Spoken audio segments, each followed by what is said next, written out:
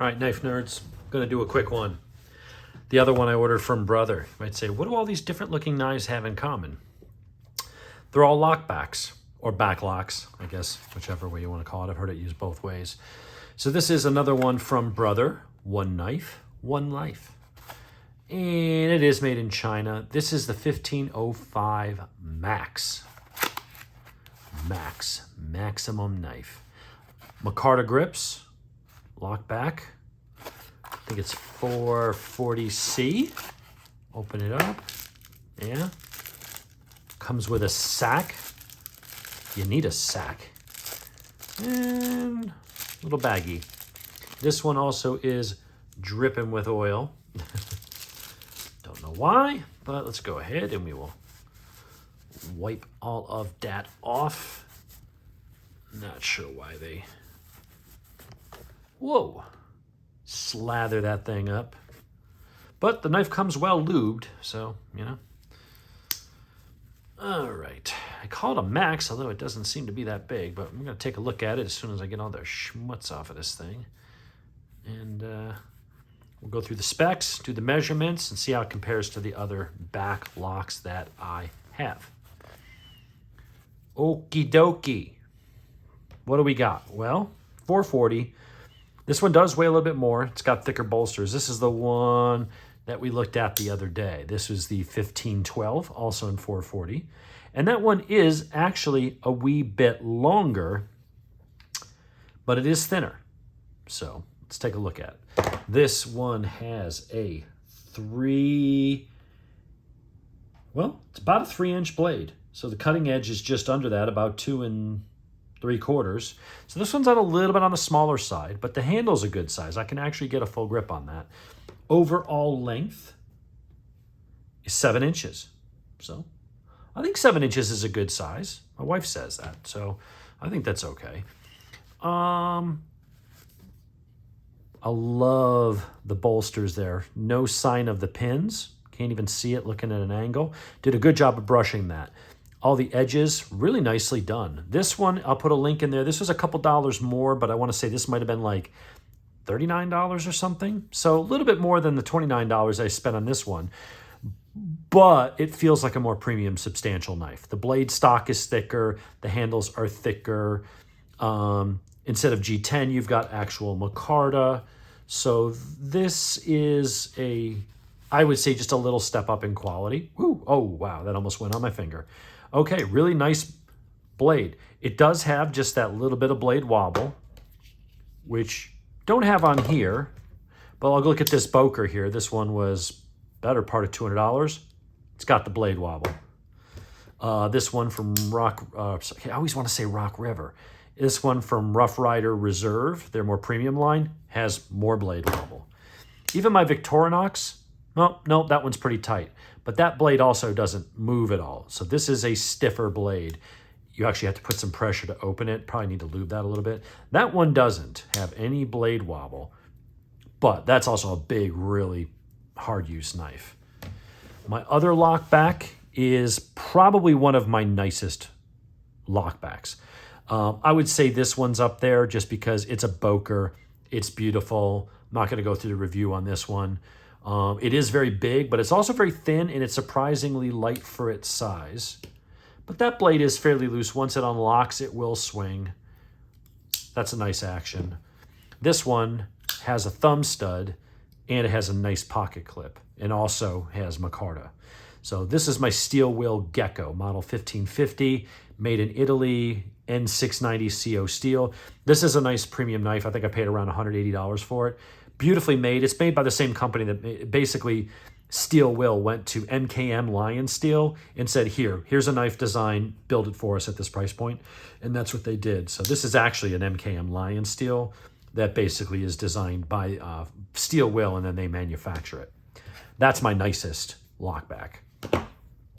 How do I like this one? I think the closest example of comparing it, quality-wise, it feels good, but it doesn't feel on par with the Boker or the Steel Will. However, it does feel better than the other Brother 1512. And I don't know if it feels better than the Victorinox. I mean, the Victorinox is, especially in the A-locks, This is a really nice, I would consider that a semi-premium. I mean, those are only around $100. But comparing it, I guess, to the closest thing I've got here is going to be the Rough Rider Reserve. I'm pretty sure when I just look at how the pins are set and just how these things are made, I don't know. I almost wonder if Brother isn't made by the same company as Rough Rider.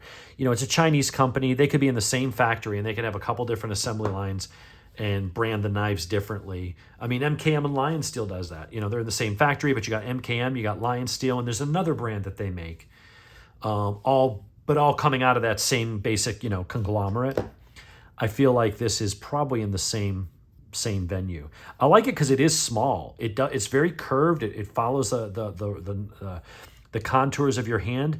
Even though it is small, you can get, I mean, I've got big hands and I can just get a whole grip, but there's no points. That sometimes when those handles kind of hook back, they'll kind of, there'll be a corner that'll kind of push into your, whatchamacallit, into your finger. That's really nice for a small knife, for a nice sturdy little knife. I definitely dig that.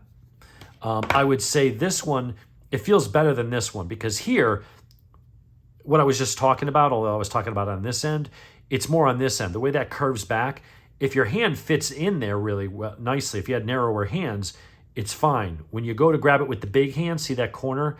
That creates a hot spot. And it's not sharp, but it's pointy enough.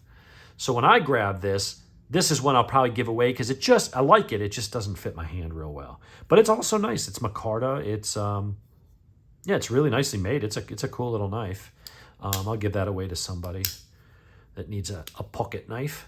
But, you know, a little bit of blade wobble. But again, we went through this last time. You know, when you've got, you know, something like this, I can eliminate that blade wobble because I can tighten the pivot.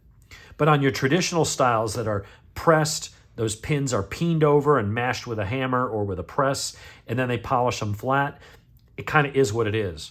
You know, unless you wanted to hammer that and press that some more and mash it a little bit more to tighten it up and then repolish it, which means you know, if you polish that and you have a different grit than what they did, then it's not going to match. You'd have to do the whole thing. You have to do it properly. It can be done. If you're a knife smith and you know what you're doing and you got the equipment, you can tighten up a knife, but you got to be very careful because a thousandth of an inch too much, and then that blade's going to be stiff and it's not going to, I mean, this has got really nice smooth action. Same thing here.